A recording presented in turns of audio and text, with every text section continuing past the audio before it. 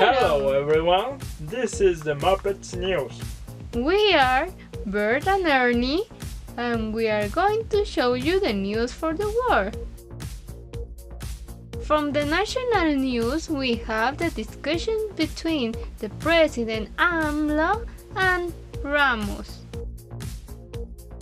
For the international news, there was a roadly accident in Moscow. Mexico is on track to record its most violent year in modern history. According to government statistics, Mexico's president, however, says otherwise at the news conference Friday. President Andrés Manuel López Obrador contended that homicides had remained steady or fallen since he was sworn into the office in December. We have maintained the levels that exist previously or reversed the trend. He told Univision reporter Jorge Ramos, who had asked what López Obrador plans to do about the country's spiraling body count.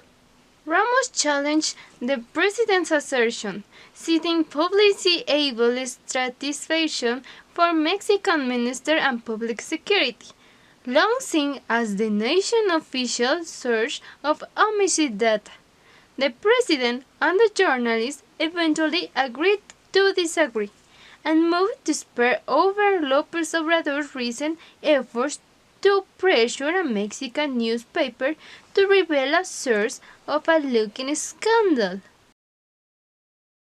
During the afternoon of Friday, the Faculty of Science of the UNAM reported the disappearance of its student Elizabeth Santibáñez Posadas, 22 years old, who was last seen on Thursday when she went to the college.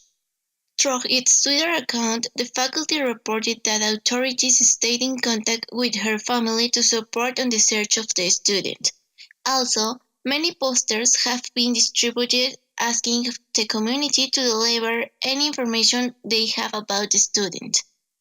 Also, during the manifestation that took place to demand better security in the university, several students asked for support and have a bigger response about this disappearance.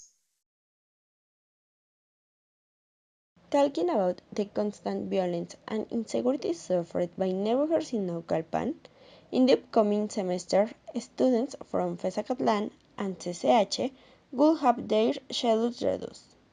The class could end 9 p.m., 60 minutes earlier than usual. FES Director Manuel Martínez Justo explained that the school is working to increase security inside and around the campus. They are trying to increase the surveillance through cameras in strategic areas. We have done activities and plans through dialogue in the mayor office, Martinez said. He affirmed that there has been good disposition from the municipal government and indicated that we are meeting with local police to have better security. Guaidó challenged Maduro with manifestations on Venezuela. The interim president called on Saturday to his followers to go out and convince the armed forces to join them. Opponents called by their leader Juan Guaidó will march this Saturday towards the main Venezuelan barracks to demand the armed forces to cease their support to President Nicolás Maduro. They will try to deliver a proclamation calling on the military to support the transitional government led by Guaidó, recognized as interim president of Venezuela by more than 50 countries. Since Tuesday, during the rebellion and protests against Maduro, 4 civilians died, 200 were injured, and 205 arrested, according to Amnesty International. And now, the entertainment news.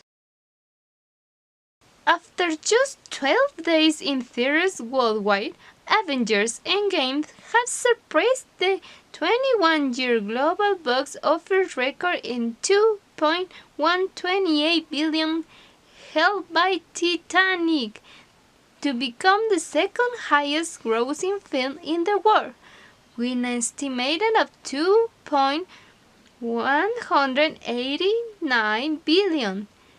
driving Endgame's record hold of course in the 620 million has grossed domestically, which also eclipsed the 600.8 million of Titanic gross in its theatrical run after opening in December in 1997.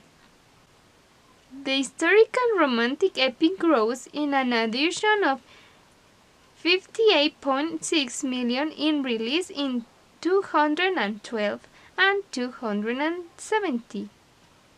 Even more remarkably, the film number 22 of Marvel Studios has rapidly become one of the highest grossing films ever in China, with an astonishing 545.8 million since it opened therein on April 24. Now, the sports news. Saul Canelo Alvarez unified the middleweight division with a point victory over Daniel Jacob in Las Vegas. The Mexican, now beaten just one of the 55 fights, took Jacob's IBF belt to his own WBC and WBI titles. Judge scored a fight in Canelo's favor after 12 rounds, and the score rate reflects Canelo's improved defense and counter-attacking skills in his return to 116 pounds. The 28-year-old became the 38th world champion when moving up a division to face England Rockingfield last year, but the return to Miami to face a new Jock Jacobs, 32 in what was in the second about to report £278 million deal with streaming service Dance. And that was everything for today. Don't forget to subscribe and click the bell. Goodbye. See you.